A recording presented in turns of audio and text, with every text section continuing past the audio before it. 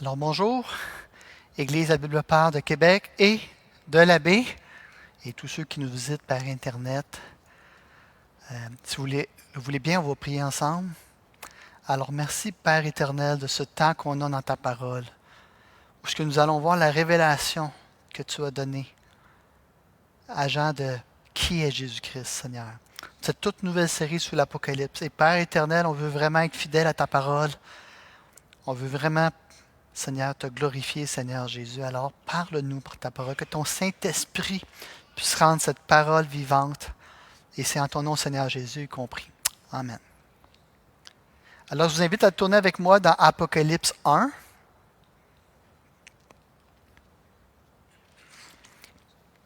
On va lire les versets 1 à 8. Et le titre du message, l'Apocalypse, un livre d'espoir. Hein? J'ai même fait une petite tourne là-dessus. On peut chanter n'importe quoi sur la Bible. Donc, Apocalypse 1. Ma femme n'est pas sûre, mais bon. 1 à 8. Révélation de Jésus-Christ que Dieu lui a donnée pour montrer à ses serviteurs les choses qui doivent arriver bientôt et qu'il a fait connaître par l'envoi de son ange à son serviteur Jean, lequel a attesté la parole de Dieu et le témoignage de Jésus-Christ, tout ce qu'il a vu. Heureux celui qui lit et ceux qui entendent les paroles de la prophétie et qui gardent les choses qui y sont écrites, car le temps est proche. Jean aux 7 églises qui sont en Asie, que la grâce et la paix vous soient données de la part de celui qui est, qui était et qui vient, et de la part des 7 esprits qui sont devant son trône, et de la part de Jésus-Christ, le témoin fidèle, le premier-né des morts, et le prince des rois de la terre, à celui qui nous aime, qui nous a délivrés de nos péchés par son sang, et qui a fait de nous un royaume, des sacrificateurs pour Dieu son Père. À lui soit la gloire et la puissance au siècle des siècles. Amen. Voici, il vient avec les nuées, et tout œil le verra, même ceux qui l'ont percé. Et toutes les tribus de la terre se lamenteront à cause de lui. Oui, Amen. Je suis l'alpha et l'oméga, dit le Seigneur Dieu, celui qui est, qui était, qui vient, le Tout-Puissant. Je ne sais pas si vous êtes comme moi, mais je suis de ceux qui, des fois, je ne peux pas lire les livres en entier, il faut que j'aille à la fin pour voir comment ça se termine. Hein? Hein? Bon. Non? OK. Moi, ça peut m'arriver. Tu es en train de lire quelque chose, puis tu te dis, je ne peux pas attendre, il faut que je lise la fin. Au moins, ça se termine bien, tu sais. Et je vous annonce une bonne nouvelle, ça se termine bien pour nous. Ne prophétisez jamais, disait l'humoriste Joss Billing, car si vous prophétisez mal, personne ne l'oubliera. Mais si vous prophétisez bien, personne ne s'en souviendra. Et au fil des siècles, les Nostradamus de ce monde, les prophéties se sont succédées. Mais le livre que l'apôtre Jean écrit vers la fin du 1er siècle reste toujours d'actualité et pour cause. En 1947, W. H. Auden a écrit un poème intitulé « L'âge de l'anxiété ». Et vous savez, à cette époque-là, c'était l'avènement des armes nucléaires et le futur de l'humanité semblait sombre. Et à cela s'est ajouté l'éco-anxiété. Et certaines personnes ne veulent même plus faire d'enfants parce que, face à l'apocalypse écologique, quel espoir auront-ils? Et que nous le voulions ou non, nous vivons dans le présent selon ce que nous pensons que notre futur va être. Et non seulement nous n'avons jamais autant consommé d'antidépresseurs qu'actuellement, mais même nos enfants. Nous sommes à l'âge de l'anxiété. On vit dans un monde où, quel que soit le domaine envisagé, la situation est au mieux mauvaise, mais le plus souvent épouvantable. Alors comment est-ce qu'on peut garder l'espoir lorsque nous sommes submergés par l'incertitude, le désespoir et la peur du lendemain? En méditant le livre de l'Apocalypse, qui est la révélation de Jésus-Christ, donnée à Jean afin de quoi? Afin d'apporter de l'espoir, de l'encouragement aux chrétiens qui souffraient. Et Jean lui-même était exilé sur l'île de Patmos vers l'an 1996 lorsqu'il a écrit l'Apocalypse. Et les chrétiens faisaient alors face à une persécution incroyable sous l'empereur romain Domitien. Et il y avait cette question dans l'Église du tout début. Si nous sommes le peuple de Dieu, pourquoi souffrons-nous autant? Et on pourrait nous-mêmes se poser la question, si Christ règne, où est-il dans ma souffrance et dans mes épreuves? L'Église a souffert, l'Église souffre et l'Église, et le point culminant de sa souffrance sera tout juste avant l'avènement de notre Seigneur.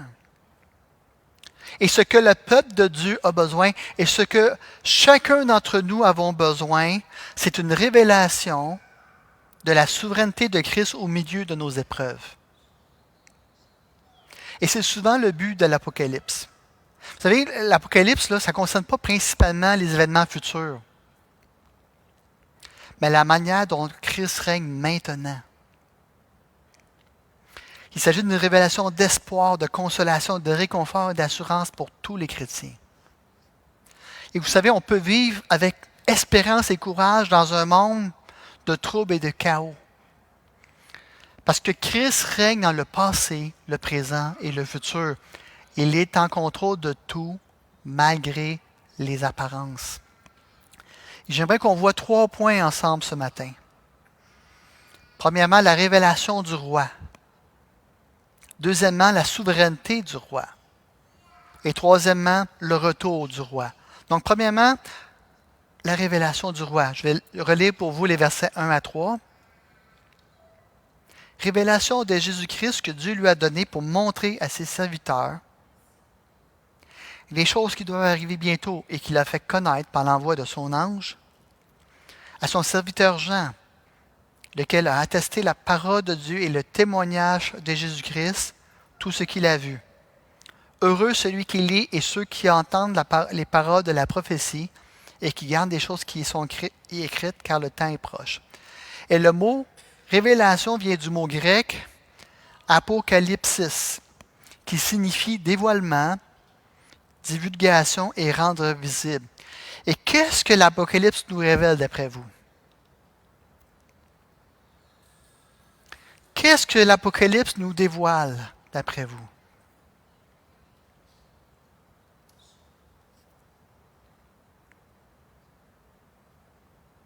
Quelle est la révélation contenue dans l'Apocalypse? Le mot Apocalypse veut dire révélation, là. L'Apocalypse nous révèle Christ glorifié au ciel et l'accomplissement de ses desseins divins dans le monde. Vous savez, depuis l'ascension de Christ à la droite du Père et la venue du Saint-Esprit, on est actuellement dans l'ère des derniers temps. Et c'est dans cette ère-là que Dieu a révélé à ses serviteurs ce qu'il allait faire. Trop souvent, on voit l'Apocalypse que seulement pour être la fin des temps. Mais en fait, l'Apocalypse, je pourrais commencer le montrer ainsi, c'est le règne de Christ dans toute l'ère de l'Église jusqu'à son prochain retour. Ça a commencé lorsqu'il est monté et ça va finir quand il reviendra. Il ne faut jamais dissocier la personne de la prophétie, car sans la personne, il ne peut y avoir d'accomplissement de la prophétie. Et vous savez, en lisant des enseignements, des commentaires bibliques, puis il y en a beaucoup, sérieusement, sur l'Apocalypse, là, j'aurais pu passer 2 ans avant de pouvoir faire le premier message. Il y en a vraiment beaucoup. Mais j'ai lu une prédication ou deux, sommairement, là, vraiment très rapidement, de Spurgeon. Et ce qui est étonnant, justement, il va faire une prédication sur le chapitre 1. Et étonnamment, il ne parle pas des événements futurs. Il parle de l'amour de Christ. Et en lisant sa prédication, qui a été faite il y a 150 ans, tu ne pourrais pas te douter qu'il parlait de l'Apocalypse. Oui, il prenait des textes de l'Apocalypse, mais il parlait de Christ, de son amour, de sa souveraineté. Et trop souvent, quand on parle de l'Apocalypse, écoutez, entre vous et moi, là, le livre de l'Apocalypse est très populaire, hein, mais pour les mauvaises raisons. Bon. Avez-vous des exemples de titres de films avec le mot Apocalypse dedans? Comment? Apocalypse? Juste l'Apocalypse? L'apocalypse des zombies, l'apocalypse des requins, l'apocalypse des extraterrestres, l'apocalypse des tremblements de terre, l'apocalypse nord. Et c'est souvent des mauvais films, à part peut-être le dernier que tu as nommé, là, c'est souvent des mauvais films. Soyons honnêtes, là. Des films sur l'apocalypse, normalement, peu importe c'est lequel, là, c'est bon, t'as une pluie de météores qui va mettre en feu la planète, puis on va tous mourir. Bon, peu importe. Le centre de la Terre, ça a arrêté de tourner, puis on va tous mourir. Bon, vous voyez. C'est tous des mauvais films, sérieux. Et trop souvent, au lieu de parler de ce que l'Apocalypse parle réellement, la révélation de Christ glorieux et qui règne, on parle de choses qui sont très mauvais. Puis trop souvent, même, des fois, les prédications sur l'Apocalypse sont juste sur les événements futurs et non pas sur qui Christ est réellement. Ce livre prophétique révèle Jésus-Christ lui-même, mais sous un autre angle que les évangiles. Les évangiles nous révèlent Christ comme étant le serviteur humble. Il nous parle de son humiliation, alors que dans l'Apocalypse parle de Jésus glorifié qui règne et qui revient. Vous savez, dans l'Apocalypse 1 à 3, Christ est vu comme le roi exalté, qui exerce son ministère auprès des églises. Dans l'Apocalypse 4 à 5, il est vu dans le ciel comme l'agneau de Dieu glorifié, régnant sur son trône. Dans Apocalypse 6 à 18, Christ est le juge de toute la terre. Et dans Apocalypse 19, il revient en tant que le roi des rois conquérants. Le livre se termine par l'époux céleste qui conduit son épouse l'Église dans la cité céleste. Et le livre de l'Apocalypse affirme aussi la divinité de Christ. On voit Christ ayant les attributs et les prérogatives de Dieu. Est-ce qu'il y en a qui savent ces prérogatives qu'on voit dans l'Apocalypse? On voit d'abord sa souveraineté. On voit son éternité, il n'a ni commencement ni fin. On voit son droit de juger les hommes et de décider qui va vivre et qui va mourir. Et on voit aussi qu'il reçoit l'adoration et règne depuis le trône de Dieu. Et quoi que vous fassiez en étudiant ce livre-là, apprenez à mieux connaître Jésus-Christ. Et le verset 1 se traduit ainsi dans la version. Bon, première chose avant de commencer, là, vraiment. Ça ne sera pas un cours biblique. OK? Ça va être des prédications. Donc, c'est sûr que je ne pourrai pas dire tout ce qu'il y a. Si vous dites, hey, tu n'as pas parlé de mon verset favori, je ne pourrai pas. Ce n'est pas une étude biblique complète. Ça ne veut pas dire qu'il n'y en aura pas un peu. OK? Mais bon, je vais vous avertir que ça se peut que je ne dise pas le verset que vous vouliez absolument quand vous me poserez la question après. Donc, commençons par le verset 1, qui est traduit ainsi dans la Bible, la Nouvelle Bible seconde. Révélation de Jésus-Christ que Dieu lui a donné pour montrer à ses esclaves ce qui doit arriver bientôt. Et il l'a signifié en envoyant son ange à son esclave Jean. Il l'a signifié. Savez-vous que veut dire signifier? Ça veut dire montrer par un signe. Avez-vous remarqué que l'Apocalypse est rempli de symboles? Et ce mot-là, c'est le même mot qui est utilisé dans les évangiles, justement, dans l'évangile de Jean, pour désigner les miracles de Jésus. Car ces miracles étaient des événements porteurs d'un message beaucoup plus profond qu'un simple exemple de puissance. À travers les miracles de Jésus, il y avait des significations plus profondes que de simplement guérir quelqu'un. Quand Jésus guérissait un lépreux, il ne guérissait pas simplement quelqu'un qui avait une maladie cutanée. Il guérissait quelqu'un qui représentait l'impureté du péché dans nos vies, qui nous rend indignes de la présence de Dieu. Et lorsque vous étudiez l'Apocalypse, attendez-vous à rencontrer un grand nombre de symboles dont la plupart sont liés à l'Ancien Testament. Maintenant, pourquoi est-ce que Jésus a utilisé le symbolisme, d'après vous? Pourquoi Jean a utilisé des symboles, d'après vous? Parce qu'il voulait que personne ne le comprenne? Non. D'après vous, pourquoi est-ce que Jean a utilisé le symbolisme? Ça parle de quoi? Ça parle des choses de la vraie vie, OK. Quelqu'un d'autre qui veut s'essayer? Une image vaut 1000 mots. Ça, c'est un bon point.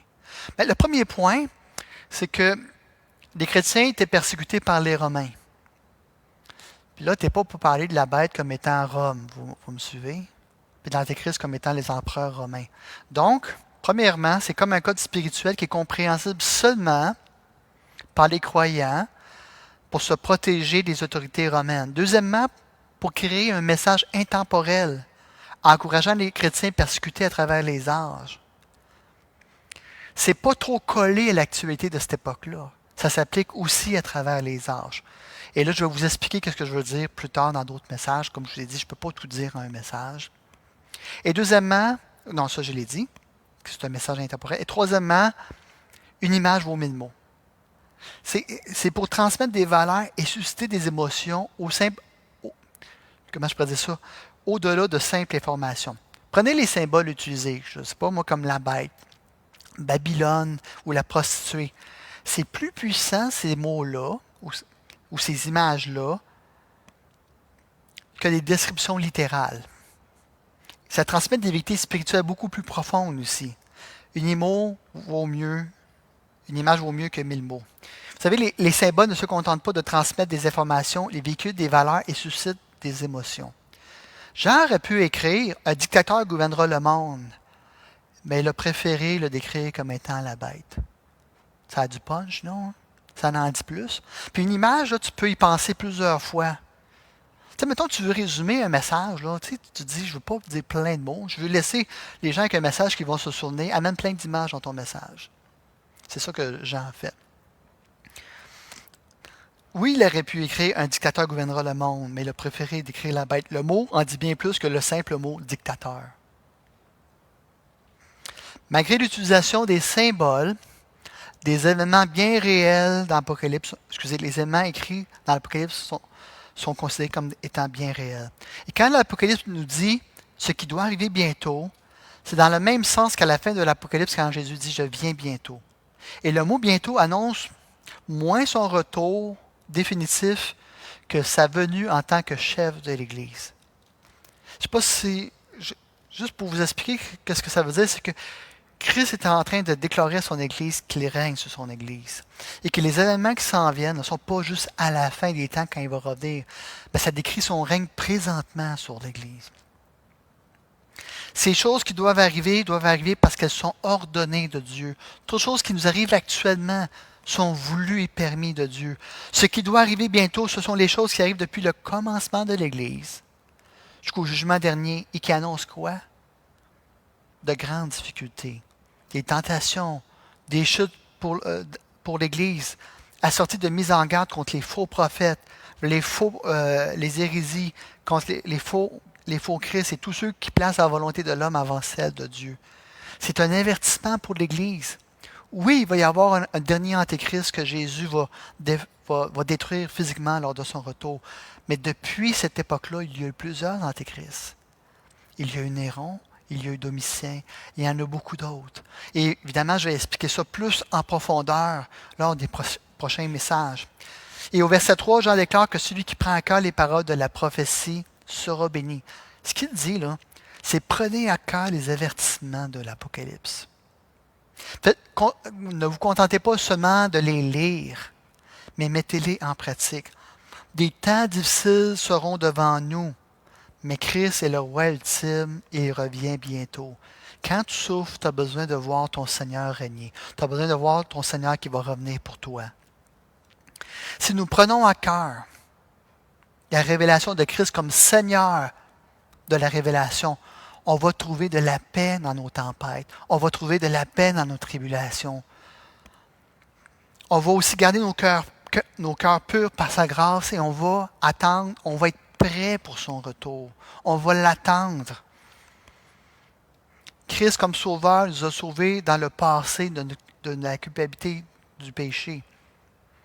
Il nous a sauvés dans le passé du jugement futur. Notre futur est maintenant garanti en lui, malgré les malheurs du moment présent. Peu importe ce que vous pensez présentement de votre vie, de dire, je ne sais pas qu'est-ce que Dieu fait. Tu as un avenir garanti en lui. Dans ce monde, nous aurons des luttes, mais Christ a vaincu le mal à la croix. Nous aurons des chutes, des souffrances, mais rien ne peut nous séparer de la main du roi. Jésus-Christ règne maintenant. Pas juste à la fin, mais maintenant. Et à son retour, le mal ne sera plus et notre délivrance sera complète. Ça veut-tu dire qu'il ne nous délivrera pas maintenant? Non, il va nous délivrer. Mais notre délivrance complète, soyons certains et honnêtes devant Dieu, va être à son retour. Oui, il va encore avoir des souffrances. Oui, il y a des temps difficiles qui s'en viennent pour l'Église. Mais on doit se réfugier en Christ. Avec une telle espérance, servons-le avec foi et avec attente. Servons-le dans le présent. Ne soyons pas de ceux qui attendent seulement son retour sur le bord de la clôture en disant le monde est en train de brûler. C'est pas grave, moi l'important, c'est que moi et ma gang, on soit bien tout seul. Non, servons-le avec empressement dans le présent. Attendons son retour avec impatience. Et deuxièmement, la souveraineté du roi. Versets 4 à 6. Jean, aux 7 églises qui sont en Asie, que la grâce et la paix vous soient données de la part de celui qui est, qui était et qui vient, et de la part des 7 esprits qui sont devant son trône, de la part de Jésus-Christ, le témoin fidèle, le premier-né des morts et le prince des rois de la terre. À celui qui nous aime, qui nous a délivrés de nos péchés par son sang, et qui a fait de nous un royaume de sacrificateurs pour Dieu son Père. À lui soit la gloire et la puissance, au siècle des siècles. Amen. Jean écrit aux 7 églises et leur souhaite la grâce et la paix qui provient de la Trinité même. C'est toute la Trinité qui va leur donner la grâce et la paix, de passer au travers les tribulations, de vivre la vie chrétienne à chaque jour avec persévérance. C'est lui qui va te donner la paix qu'il faut. C'est lui qui va te donner la joie qu'il faut. Même dans les situations les plus difficiles, même dans les situations où tu vas dire, il est où Dieu? Toute la Trinité est impliquée dans ta vie. Toute la Trinité est impliquée dans la vie de notre Église. Des fois, tu te dis, il est où Dieu? Mais il est là. Des fois, on ne le voit pas, mais toute la Trinité est à l'œuvre pour nous donner la paix et la force qu'on a besoin dans les temps difficiles. Et quand Jean parle aux 7 églises, il parle à 7 églises qui existaient réellement à l'époque. Et les situations que Jean décrit sont des situations qui sont réellement arrivées. Et les promesses qu'il a faites à ces églises-là étaient réellement pour elles. Mais le chiffre 7 est un chiffre qui parle de la perfection divine. Et donc, même si ces 7 églises-là ont déjà existé, ces lettres-là que Jean va envoyer s'adressent réellement à l'Église universelle de toutes les époques. Ces exhortations concernent les églises de toutes les époques et les caractéristiques de ces 7 églises existent encore aujourd'hui. Il y a encore des églises comme Laodicée aujourd'hui. Il y a encore des églises comme Smyrne aujourd'hui. Et ils vont exister jusqu'au retour de Jésus-Christ. Et Jésus est décrit comme le premier-né des morts, le souverain des rois de la terre. Non seulement il l'a vaincu, et non seulement il règne, mais il a vaincu la mort, il a fait de nous un royaume et des sacrificateurs pour Dieu. Donc, qu'est-ce que ça décrit? Ça décrit que Christ est maître de sa création et il règne sur toutes les autorités. Pour nous, ça paraît pas tant que ça ici. Mais dans certains pays, on a besoin de se souvenir que Christ est maître de toutes les autorités qui sont là, même les autorités qui nous persécutent. C'est pour ça que tu n'as jamais vu dans les évangiles et même dans les livres pastoraux, tu n'as jamais vu Paul, Pierre ou Jean inciter les gens à la révolte contre les autorités. Et même quand Paul se déclare comme étant un esclave, vous savez, dans une prison romaine, et ce n'est pas des prisons qui avaient le Wi-Fi ou l'Internet, des prisons assez dures, il ne se déclare pas comme étant prisonnier de Rome, mais comme étant prisonnier de Christ. C'est important pour les croyants qui sont persécutés de voir dans leur épreuve non pas un abandon de la part de Dieu, mais sa main bienfaisante à l'œuvre, afin de quoi? D'approfondir, de purifier notre foi. Christ est roi, il est notre roi, mais en même temps on est des fils de roi. Qu'est-ce que ça signifie ça? C'est la raison même pourquoi on est persécuté, parce qu'on appartient à un autre royaume. Si vous sentez que vous ne fitez pas dans ce royaume, si vous sentez que les valeurs de ce monde vont à l'encontre de ce que vous croyez, c'est parce que vous appartenez au royaume de Christ. Et c'est pour ça que le monde vous persécute. parce que vous ne lui appartenez pas. Vous êtes une menace pour lui parce que vous annoncez sa fin. Nous sommes prophétiques dans un sens. Pourquoi? Parce qu'on déclare que Christ le roi revient bientôt. Nous sommes ressuscités avec Christ dans le ciel, nous régnons déjà avec lui. Nous sommes sacrificateurs pour Dieu, son Père. Maintenant, Christ a exercé la fonction de prêtre en témoignant fidèlement de la vérité, même devant ses accusateurs qui l'ont condamné par mort et par sa mort sacrificielle. Il a offert sa vie, son sang, pour nous sauver. Maintenant, il a exercé son rôle de roi en vainquant le péché et la mort sur la croix. Puis, il est ressuscité de la mort et maintenant, après s'être assis à la droite du Père, il intercède pour nous. Maintenant, je vous pose la question ce matin, comment est-ce que nous, actuellement, on règne d'après vous? Il y en a qui disent, on va régner un jour. Mais maintenant, vous régnez. Comment est-ce qu'on règne d'après vous? Puis prenez l'exemple de l'Apocalypse, où ce que les chrétiens, là, il n'y avait pas les vies d'aujourd'hui. Ils étaient persécutés pour le fait d'être chrétiens. Ils ne semblaient pas régner, ils semblaient être dans la défaite. Mais pourquoi d'abord pourquoi d'abord est-ce qu'on est un royaume, pas juste plus tard, mais maintenant? Pourquoi est-ce qu'on règne avec Christ maintenant, d'après vous? Oui, mon frère. Par autorité déléguée. Mais comment Jésus a-t-il vaincu la mort? En levant une armée, puis en vainquant les forces humaines par des armées célestes, d'après vous? Comment est-ce qu'il a vaincu le mal? Il s'est sacrifié. Comment est-ce qu'il a vaincu le péché en gardant son témoignage jusqu'à la fin? Comment est-ce que nous, on est un royaume, d'après vous? Parce qu'on ne fléchira pas le genou devant Satan. On ne fléchira pas le genou devant le monde. On va déclarer la vérité de l'Évangile, même si ça coûte notre vie. Comprenez-vous comment on règne? Vous savez, il y a beaucoup de chrétiens, là, pour eux, régner, là, c'est son boss de la patente. Là, hein? Ils sont en contrôle de tout. Ils ne voient pas leur règne comme Christ. Christ a vaincu la mort par son sacrifice. Il a vaincu la mort par la faiblesse. Il a gardé le témoignage de son Père, même devant ses accusateurs, même si ça allait coûter sa vie. L'Église aussi est identifiée à Christ en tant que prêtre. Et on exerce maintenant le rôle de prêtre en gardant un témoignage fidèle à Christ devant le monde, malgré la souffrance et le sacrifice possible de notre vie pour Christ. Vous savez, les prêtres offrent un sacrifice, vous savez, devant Dieu, en faveur des gens.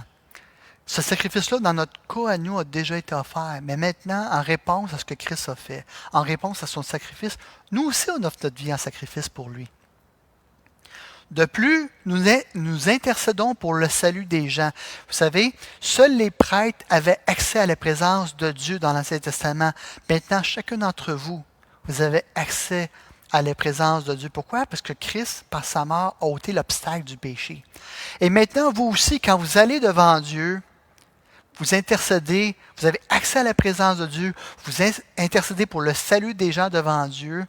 Et non seulement vous avez accès à la présence de Dieu, mais devant le monde, vous reflétez la gloire de Dieu. Vous reflétez la gloire de sa présence. Quand les gens vous voient, ils ne vous voient pas seulement comme un ambassadeur, ce qui est vrai, mais ils vous voient comme quelqu'un ayant accès directement à la présence de Dieu. Quand quelqu'un vous demande de prier pour lui, ce n'est pas parce que vous allez passer par Marie ou par d'autres. Vous avez accès directement à Dieu, évidemment par Christ. Maintenant, comment l'Église règne-t-elle présentement? L'Église est conquérante et victorieuse, même dans la mort la plus atroce. Vous savez, les premiers chrétiens, là, on ne s'imagine pas ce qu'ils ont souffert. On ne s'imagine pas à quel point les Romains étaient décadents. Nous, on regarde aujourd'hui la société, on va dire, ah, wow, c'est décadent aujourd'hui. Jésus va revenir bientôt. Écoutez, je ne sais pas ce que demain nous réserve. Mais je peux vous dire qu'avant, ce que je crois, personnellement, là, sans vous l'imposer à tous, ce que je crois, c'est que plus on va se rapprocher du retour final de Christ, là, son retour physique, et plus les choses vont mal aller pour l'Église. Je ne vous force pas de le croire. Si vous avez une théologie un petit peu différente, parfaite à vous. Mais je pense que ce qu'ont vécu les premiers chrétiens, on va le vivre aussi à la fin. Vous savez, les premiers chrétiens ont souffert énormément aux mains des empereurs romains sanguinaires. La persécution contre les chrétiens aurait commencé sous le règne de Néron, qui a accusé faussement les chrétiens d'avoir mis le feu à Rome, alors que c'était lui qui l'avait fait. Sous le règne de Néron, sous lequel l'apôtre Paul aurait été décapité et l'apôtre Pierre crucifié. Mais c'est sous le règne de Domitien que la persécution contre les chrétiens est devenue à grande échelle. On arrachait les chrétiens de leur maison pour piller leur maison et pour les envoyer ensuite dans l'arène pour être déchiquetés par des bêtes sauvages devant la foule déchaînée. Eux, c'était pas Netflix qu'ils écoutaient, là. C'était pas des films d'horreur. Ils voyaient l'horreur en réel, en vrai de vrai, là. Certains ont été empalés sur des pieux alors qu'ils étaient encore vivants. Ils étaient enduits de bitume et enflammés. Les chrétiens furent crucifiés par centaines et milliers sur le bord des grandes routes alentour de Rome. Vous pensez que votre vie est difficile? Imaginez la leur. Pourquoi vous pensez que l'Apocalypse leur a été donné, la révélation de Jésus-Christ, pour qu'ils puissent voir que malgré leur souffrance, malgré que Dieu leur avait permis cette épreuve incroyable, que Christ régnait pareil et que personne ne pouvait les arracher de la main de leur Seigneur. Et savez-vous ce qui s'est passé? Au lieu que les chrétiens disparaissent, ils se multipliaient de plus en plus. Vous savez, des fois, on a des réunions de réveil. Tu sais, on aime bien voir le réveil. On veut voir le réveil. On veut voir les gens se convertir. Mais savez-vous qu'à chaque fois que Paul se rendait dans une ville romaine et qu'il y avait un réveil, c'était suivi de persécutions. Pas gros amène à ça, là. Tu sais, mettons que l'Église se remplirait maintenant, plein de monde, et que là, que les autorités ne seraient pas contentes de ça, arriveraient ici, partiraient avec moi, puis une partie de vous autres, pour vous mettre en prison, vous lapider, vous faire toutes sortes de choses pas agréables. Souvent, on pense au réveil comme étant la chose la plus merveilleuse. Croyez-moi, s'il y a un réveil, ça se peut qu'il y ait de la persécution. En fait, il va en avoir. Et au lieu que le mouvement chrétien disparaisse, il s'agrandissait. Pourquoi? Parce que les chrétiens mouraient avec une telle paix, en pardonnant et en priant pour les ennemis, qu'au lieu de disparaître, les chrétiens se multipliaient. Et les non-chrétiens se convertissaient face à une telle foi et une paix devant la persécution. Tertullien dira que le sang des martyrs est comme une semence. Prierai plus pour le réveil, hein?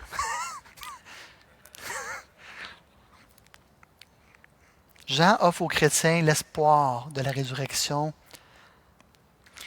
Jean offre aux chrétiens qui souffrent, qui vont souffrir atrocement, l'espérance de la résurrection et l'espérance d'une nouvelle terre, de nouveaux cieux comme décrite à la fin de l'Apocalypse. Pourquoi? Parce que nous sommes des créatures d'espoir. Nous, on pense qu'on est rationnel, pas tant que ça.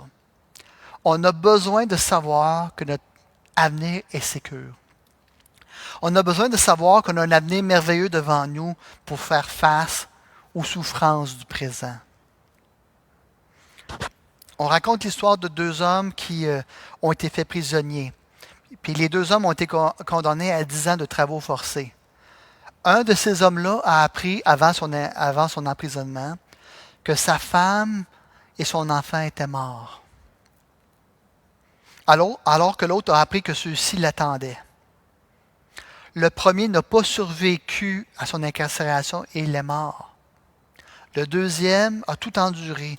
Il a survécu et il est sorti de sa prison un homme libre. Pourquoi? Parce que le fait d'avoir un espoir de revoir sa famille a fait vivre cet homme-là. Pourquoi que notre génération prend autant d'antidépresseurs? Pourquoi est-ce qu'il y a tant de gens qui veulent mourir aujourd'hui? Parce qu'ils n'ont pas l'espoir d'un lendemain heureux. Ils ne peuvent pas s'imaginer que ça peut être mieux que leur situation actuelle. Ce sont les mêmes circonstances et les mêmes personnes, mais ils n'ont pas vécu leur présent de la même façon à cause de ce qu'ils croyaient que leur futur serait. Que croyez-vous sur de votre futur ce matin? Croyez-vous que Christ règne, qu'il va revenir pour vous donner un nouveau corps glorifié, qui ne sera plus jamais malade? Un corps indestructible qui ne connaîtra plus la faiblesse. Tu n'auras plus besoin de dormir, là. Hein? Pourquoi? Parce que dormir, c'est une image de la mort. Mais quand tu ne peux plus mourir, croyez-vous que vous allez mourir et que vous allez cesser d'exister? Croyez-vous que l'être humain va détruire la terre, que le soleil va mourir? Ou croyez-vous à une nouvelle terre, à de nouveaux cieux qui nous attendent? Selon ce que vous croyez, vous n'allez pas vivre de la même façon. Nous pouvons vivre avec l'assurance que même dans la souffrance et les tribulations, Christ a remporté la victoire ultime. Cette réalité change la manière dont nous affrontons nos épreuves actuelles. Ce que vous croyez dans le présent au sujet de votre futur va changer la façon dont vous vivez maintenant. Et dernièrement, le retour du roi, versets 7 à 8. Voici, il vient avec les nuées, et tout œil le verra, même ceux qui l'ont percé. Et toutes les tribus de la terre se lamenteront à cause de lui. C'est béni ça. Ça veut dire tous ceux qui vous persécutent, tous ceux qui ont persécuté l'Église, un jour vont le voir puis vont se lamenter à cause de son retour. Oui, amen, je suis l'alpha et l'oméga, dit le Seigneur Tout-Puissant, celui qui est, qui était et qui vient, le Tout-Puissant. J'aimerais terminer avec 2 points. Premièrement, Dieu n'est pas indifférent à votre souffrance. Jésus vient bientôt pour juger le monde et créer une nouvelle terre de nouveaux cieux où la mort, le mal et le péché seront détruits. Maintenant, comment est-ce que Dieu peut détruire le mal sans nous détruire avec, nous pécheurs que nous sommes? Quel espoir y a-t-il pour nous, vu qu'on est des pécheurs? Bien, il nous a délivrés de nos péchés par son sang à cause de son grand amour pour nous. Il a été percé par ses ennemis afin de faire de nous ses amis. Il est le juge de la terre qui est venu pour être jugé à la croix à notre place. Jésus a souffert l'injustice, le rejet, le déshonneur, l'atrocité et la mort sur la croix afin de te donner sa justice, son approbation, son honneur et la vie éternelle. La raison que les gens du monde ne comprennent pas l'Apocalypse, c'est parce que ça ne leur est pas destiné. C'est destiné à vous. Christ nous a sauvés dans le passé de la culpabilité du péché et à son retour, il va nous délivrer de la présence même du péché. Mais dans le présent, il nous sauve constamment de notre folie, soyons honnêtes, et de la puissance du péché qui nous enrobe si facilement. Soyons honnêtes, ça ne prend pas grand-chose, non? Hein? Il ne nous abandonne jamais dans nos souffrances et dans nos épreuves. Il règne sur ta vie, même si des fois tu ne comprends pas ce qu'il fait. Il vient constamment à nous parce qu'il prend soin de son Église et de chacun d'entre nous. Il ne viendra pas au monde constamment. Mais il va venir dans la vie de chacun d'entre vous.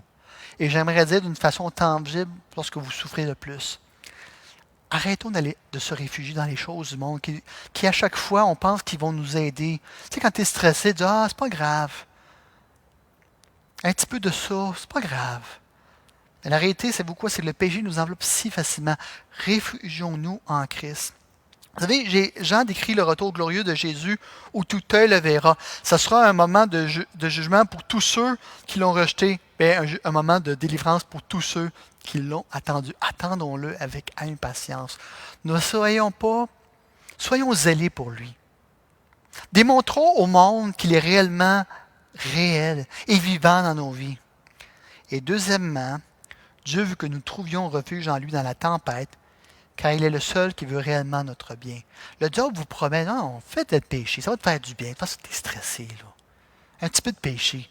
Mais à chaque fois, tu dis oui au péché, puis tu donnes un pouce, il prend toujours un pied. Avez-vous remarqué? C'est pas pire. Tu en as fait beaucoup pour l'Église, là. Puis, prends un break. Mon père me disait ça, souvent le dimanche matin, quand j'habitais chez lui, il dit, t'as fait tellement pour Dieu. Pourquoi aller à l'église ce matin? Pose-toi. Hein? Puis des fois, tard la nuit, hein, que tu zappes des postes, puis des fois, c'est pas grave. T'es stressé. Prends ça relax. Savez-vous, tous les appuis de ce monde vont vous laisser tomber. Tous. Votre job va vous laisser tomber. Puis si ça ne vous laisse pas tomber, vous allez le laisser tomber parce que votre corps tombe en ruine. Soyons honnêtes. Hein? Tout a une date de fin dans ce monde. La seule place qui n'a pas de date de fin, c'est l'amour de Christ pour vous. sa souveraineté pour vous et le fait qu'il va revenir pour vous. Dieu veut qu'on trouve notre refuge en lui dans la tempête, car c'est le seul qui veut notre bien. C'est le seul. Parce qu'il connaît tout de ta vie et qu'il a un plan merveilleux. Tu vas dire, je ne suis pas si merveilleux que ça, j'arrête pas de souffrir. Il veut approfondir ta foi. Il veut te purifier. Il veut que tu aies de la profondeur. Pas une foi en superficialité, là. Pas un McFit, là, ou un Mac je sais pas trop quoi, qui est pris en 5 minutes, puis qui ne donne pas d'énergie. Il veut réellement que tu sois ancré en lui. Parce que c'est le seul qui peut te donner une véritable paix, qui peut te donner sa grâce, son réconfort, sa consolation et l'espoir et la délivrance au moment où tu en as le plus de besoin. Vous savez, on raconte l'histoire d'un bûcheron qui est allé en forêt pour abattre des arbres. Et il a vu une mère oiseau faire un nid pour ses œufs et ses poussins dans l'un des arbres. Et sachant qu'il allait abattre cet arbre-là, il a pris la partie, il a pris le côté de la hache, puis il s'est mis à cogner sur l'arbre pour secouer l'arbre, pour que la mère oiseau aille faire ses nids ailleurs. Alors elle a commencé à faire son nid, puis lui, il allait abattre cet arbre-là, fait qu'il s'est mis à cogner sur l'arbre. Puis là, l'arbre s'est mis à être secoué. Puis là, évidemment, elle a fini par changer d'arbre. Puis là, sachant qu'elle a abattre encore cet arbre-là, bien, il est arrivé avec le bout du côté de l'arbre, puis il s'est mis à fesser sur l'arbre, puis là, l'arbre s'est mis à secouer. Puis là, elle regardait son nid, puis ses poussins, puis il s'est dit, OK, d'accord, je m'en vais sur un autre arbre. Mais là, il est allé encore à cet autre arbre-là, puis il s'est mis à cogner sur l'arbre, puis là, le nid s'est mis à shaker, les oiseaux, ses poussins, puis toute la gang. Puis là, elle dit, pourquoi cet homme me persécute-t-il? C'est quoi son problème à lui? Finalement, elle va là vers un haut rocher, commença à y faire son nid. Puis le bûcheron la laissa tranquille. Et la morale de cette histoire, tu l'as déjà entendu, toi, hein? Est que tous les arbres de ce monde sont en train de tomber. Sans exception. Parfois Dieu vous secoue et vous dites, pourquoi est-ce que Dieu me persécute? C'est quoi son problème avec moi? Parce qu'il veut que vous construisiez votre nid sur le roc, sur Jésus-Christ, car chaque arbre de ce monde est en train de tomber. En conclusion, l'Apocalypse révèle que Jésus est en contrôle de l'histoire du commencement à la fin. Pas seulement à la fin, là, quand tout va mal aller, mais maintenant, dans ta vie. Il règne maintenant et reviendra pour finaliser ses promesses de salut et d'un monde renouvelé et sans péché. Il est la source de notre espérance. Mettons notre foi en lui, non seulement comme celui qui nous sauve, mais comme celui qui règne et qui revient pour nous. Amen. Alors Seigneur, je t'ai demandé, Père éternel, de nous donner la grâce et la paix de vivre avec foi et espérance dans un monde chaotique, dans un monde troublé, dans un monde instable, dans un monde qui te hait, Seigneur, sachant que Christ est Sauveur et Seigneur, qu'il est la fondation de notre salut, qu'il est la source de notre assurance éternelle. S'il y a des gens présentement qui